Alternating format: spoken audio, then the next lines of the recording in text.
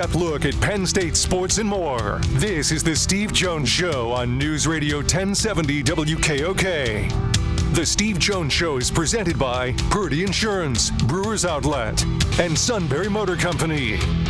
Now from the Sunbury Motor Studio, here's Steve Jones. And the half hour being brought to you by our good friends at Sunbury Motors, 4th Street in Sunbury, Sunbury Motors Kia, routes 11 and 15, Hummels Wharf, and online at sunburymotors.com. Ford, Kia, Hyundai, the best in new inventory. Great pre-owned inventory with the Sunbury Motors guarantee. They go over every vehicle on the lot. And a terrific service department that takes care of quick lane inspections, routine, difficult. All at Sunbury Motors, 4th Street in Sunbury, Sunbury Motors Kia, routes 11 and 15, Hummels Wharf, and online at sunburymotors.com. And I just want to say hello to everybody in Bluebell. Welcome, Chris Wheeler. Are you there? I'm here. Uh-oh. Oh, I thought I was. Yeah, well, I found that football in my yard the other day. It was pretty cool. So Wheels gets a hold of me. I don't know. Was it a text message like 10 days ago or something like that? A week ago, maybe? Yeah. He says, Steve, you got to mention Bluebell. So I picked a spot. First of all, the kickoff has to go in the right direction. I actually got a note from somebody thanking me for mentioning Petersburg. And look, I'll never forget when in the bowl game down there 2 years ago in Tampa, and you said it kicked one over to my place in Clearwater. Yeah, Jordan Stout kicked it off. I said, I think that landed in Chris Wheeler's yard in Clearwater. Yeah, well, they can bang them, those two guys. Oh, but so everybody knows, like, it's a broadcast, and it's and you have to have some level of fun with it, and so. And Wheels knows 37 years. I mean, he's got a body of work that anybody in this industry would envy, including me. And there are moments where you have to have a little bit of fun with something. So the kickoff thing has been fun. This state is loaded with incredible, beautiful, wonderful towns all over the place. So it's just a fun way to incorporate the towns into the broadcast and have some fun with the kickoffs. Then they decide to kick it off to the 2-yard line because they're trying to do coverage stuff. Like, come on, bang it! You're taking away the towns. That's what I was saying. They're doing the old Ohio State kickoffs. Yes, exactly. That's exactly what they were doing. But I have not talked to Gabe about this, but Brian Tripp told Gabe Wosu about this, and he says, "Oh man, that's the coolest thing going." Yeah, it is. Well, if you say, "Hey, we sit in that booth," and you have a partner with you, you have Jack, and you have the people that are in the booth with you. You have a few there, and I did once in a while. And sometimes you got to play to somebody. You know all those people are out there listening to you, but you don't know what you're getting out of it. So sometimes we have to humor ourselves. I totally agree with you. You just have some fun. It's okay. Right. It's okay, everybody, to have some fun. Now the Phillies are having fun. They clinched the division. Second ones to do it. Second ones to qualify for the playoffs besides the Milwaukee Brewers. And I got to give them credit. Since Zach Wheeler went out of the lineup, it looks to me like they pulled themselves up by the bootstraps and said, okay, fine, we don't have our prime guy, we're still a good team. Well, that's well put, Stephen. And I'll be honest with you, I've seen a lot of turnarounds, but the turnaround that they did after getting swept in New York, and that was tough. I mean, the Mets went from 7 games back to 4, and then they come home and play the first game with the Braves that are losing 3-0 in the first inning, and then they hardly lose since then. It's just been amazing. The Mets went on a losing streak, and the Phillies just blew them away in the division. They're still very, very much in the wild card race and a very dangerous team in postseason. But this has been a great run, and I didn't see it. Nobody saw it coming. But your point about not having Zach Wheeler, this is not just the ace of this team. He's one of the best in the whole sport and a great postseason pitcher, too. Yeah. So you can't replace somebody like that. First of all, you think about his health because it was so serious with that blood clot and all, and you hope his health will be fine and maybe he can come back next year and contribute. But you know what? injuries are part of every sport, and if you sit around and feel sorry for yourself, nobody else is. Right, exactly. Look, there are very few Bob Gibsons, even Mickey Lolich, that you want to give the ball to, or a Sandy Koufax 3 times in a series and say, here we go. We're at the point now where the number of pitchers, and it may be 2 or 3, that I think can win 2 games in a short series, and Zach Wheeler, absolutely. In fact, I think he's the number 1 guy in that list, that very short list. Well, absolutely, and he's a proven commodity. He's one of those great guys to watch. Well, it's tougher in your sport because they got those helmets on. But in baseball, I've always been able to tell a lot about people. Now, you can see in a quarterback in their eyes and all, but baseball players are like that too. You can see it in a pitcher's eyes, and you can see by their body language, and he is totally emotionless out there. Yeah, because they're locked in, and they're not going to show the bat or anything. Another guy would have been Don Drysdale. I didn't realize Don Drysdale and Robert Redford graduated from high school together. I never knew that. Is that right? Yeah, I did not know that. How about that? Spent a lot of time around Big D when he was a broadcaster for Montreal there for a while, and what a good guy. And he was from that era where Mays and Aaron, they don't like facing him because he knocked them down all the time. Well, they got in the way.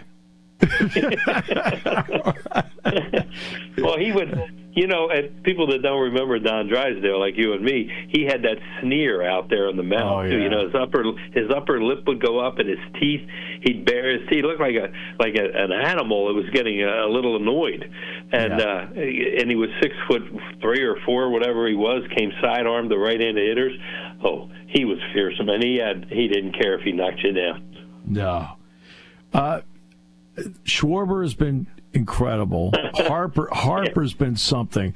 But I got to give Dave Dombrowski credit. They needed to upgrade.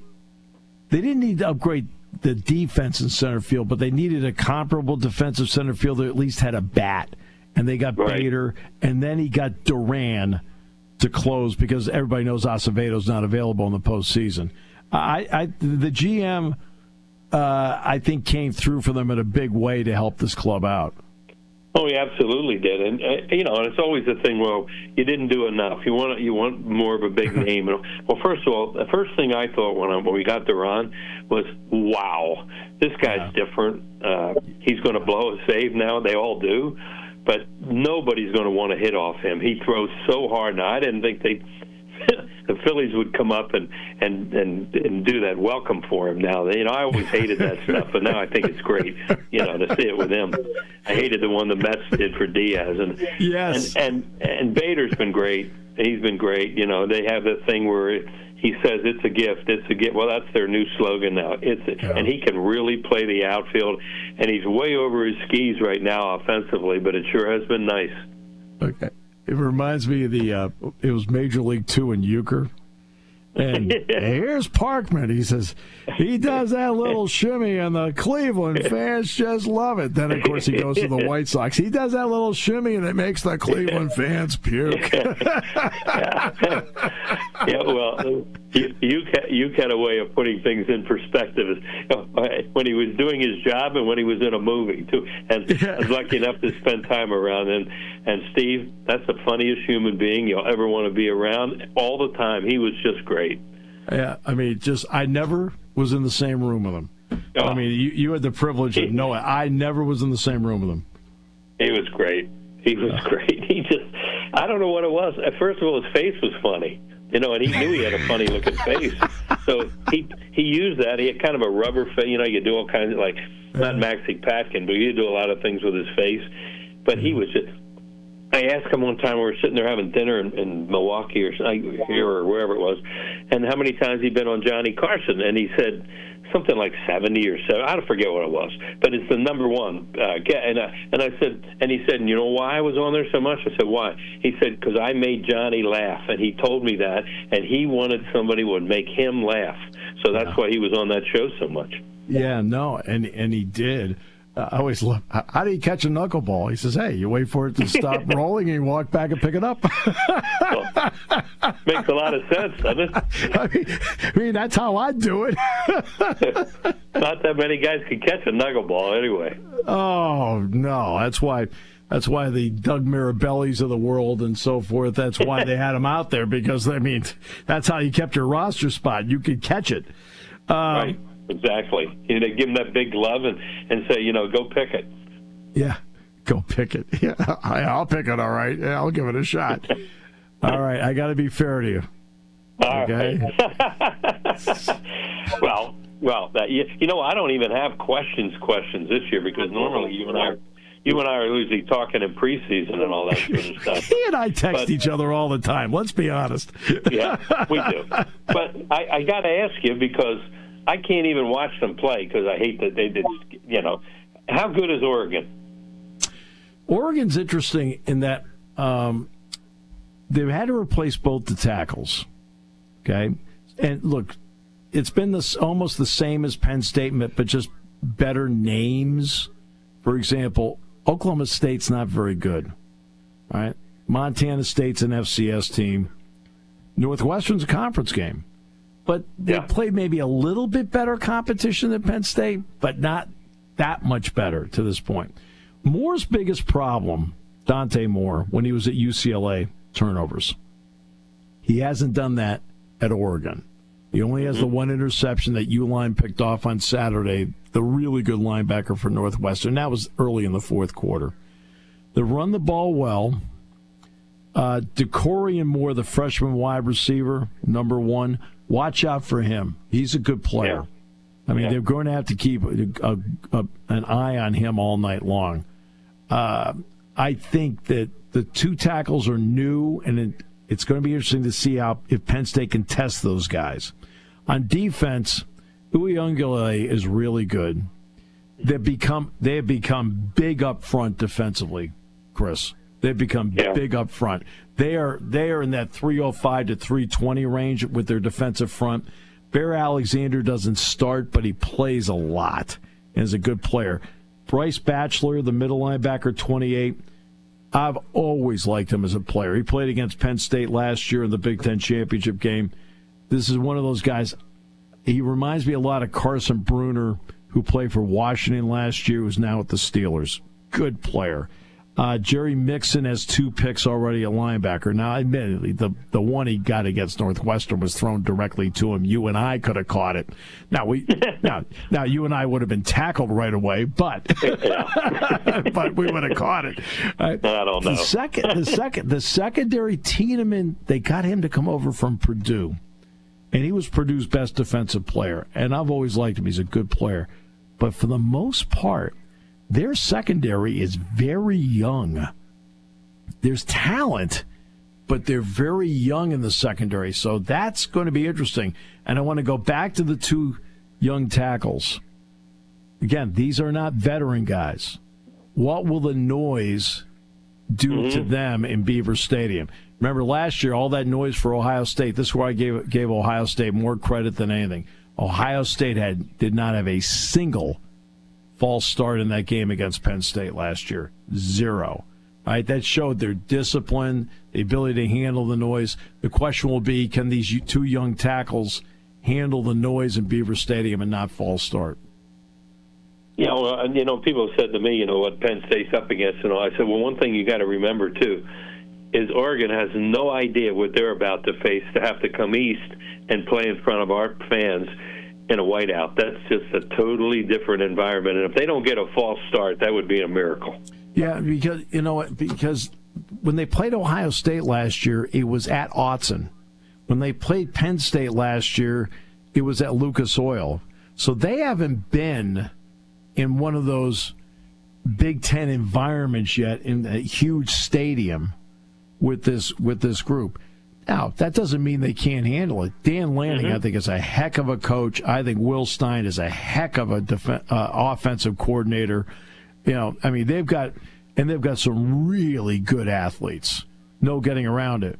But can they handle some of the intangibles of it? I think not even they're sure about it, because they can talk about the noise at Autzen, but But Penn State has 45 to 52,000 more fans than Autzen has. Okay? That's Autzen times 2. Yeah. Well, the one thing before we get out of time is I got to, you gave me some real good heads up this year on some guys to look out for, and it's obviously been right on, like with Chaz Coleman. But the one thing you really talked about were the 3 wideouts, and you also mentioned Amari Campbell. And so far, so good, I guess, on those guys. Campbell, you can see, is becoming more comfortable because he's now getting tackles for losses. That means he's seeing it, believing it, and attacking it. And you watch him, not just in doing that, but watch when he blitzes. He times it up so well, and he scrapes. And what I mean by scraping, okay, so say Wheels is the blitzer, and I'm the defensive end or a defensive tackle. He'll come right off my backside, okay, in such a way where, like, there's a 2-inch separation, and that now puts whomever's blocking the tackle or the end in peril. Which guy do I get? Because it's so close. And he times that up so well. The 3 wideouts, what I like about them is they're 3 different skill sets. Yeah, they sure are. Yeah, and in other words, they're not all the game-breaking types, but they're 3 different type of players, which means you have to defend 3 different types of guys. And I think that's important.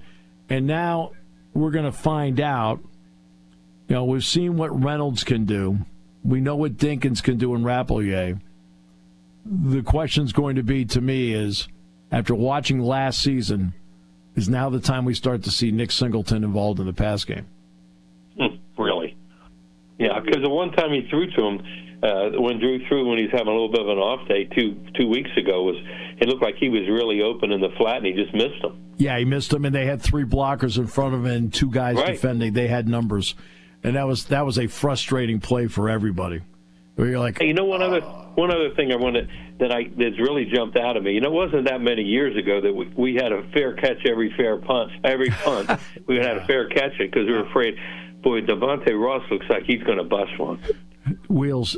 Okay, there are 2 things right away you have to have as a punt returner.